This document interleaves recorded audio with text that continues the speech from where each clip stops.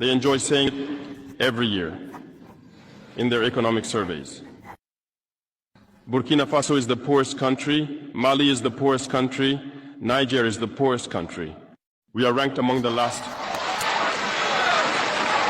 Very well, if we are as poor as they say, but when the time came to take responsibility, we asked these masters to leave.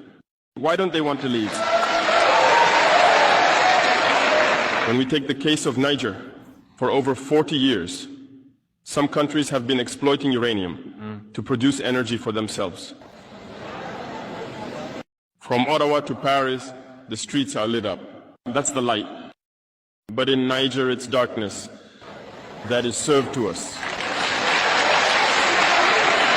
When you go to our state, our lands are riddled with holes, everywhere in search of precious metals like gold, but often there isn't even the slightest accessible road to reach the areas where they exploit gold, let alone some basic social services.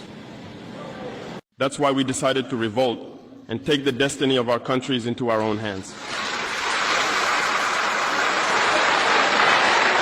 There are many other examples. But when we decided to do so, well, we were approached by some armchair slaves to deliver the message of their master, because they had created this kind of polymer chain that rises to the head of our states to serve them. And we came to break the chain. And it's inconceivable for them. They approached us and asked us to fall in line to become part of the elite that must lead Africa. Because they have a trained and conditioned elite that they must follow, who are embedded in that chain. We refused Bawafat to fall in line with them.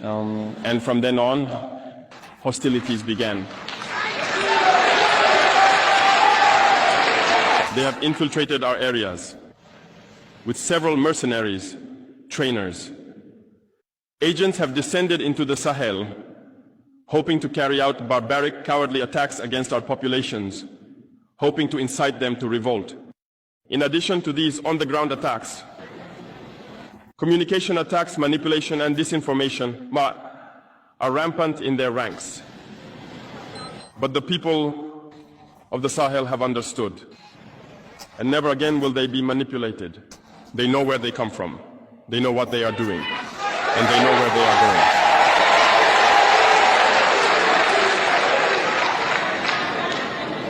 We will no longer allow this. People are awake and fighting today, not for ourselves, but for future generations. And thank you all for the fight that is being waged.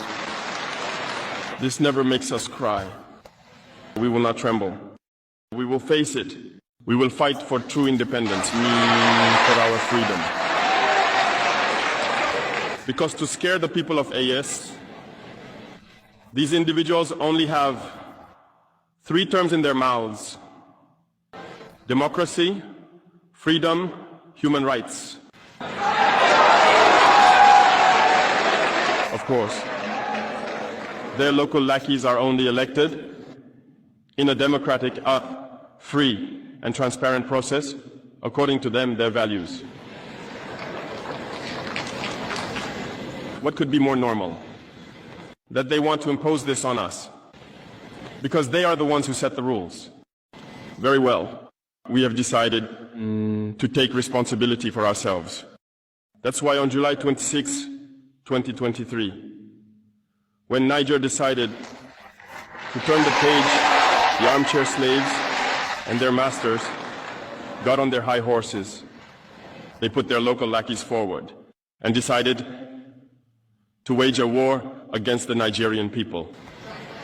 So we said, anyone who dares to attack Niger will face us, because we will wage a relentless war to the last drop of blood against anyone who dares to attack our states. This statement, this decision we made yesterday is relevant today, and will be relevant tomorrow and forever. Thus, the AES was born on September 16th, 2023, within a framework of mutual defense. But we deemed it necessary to extend and expand the architecture of the AES. What brings us together today should allow us to venture into other areas beyond defense, notably finance and economy, infrastructure, health, education, and so on. I hope that these moments will be a story we write for the AES, but especially for Africa and the entire world. May God enlighten each and every one of us. May God inspire us in these tasks entrusted to us.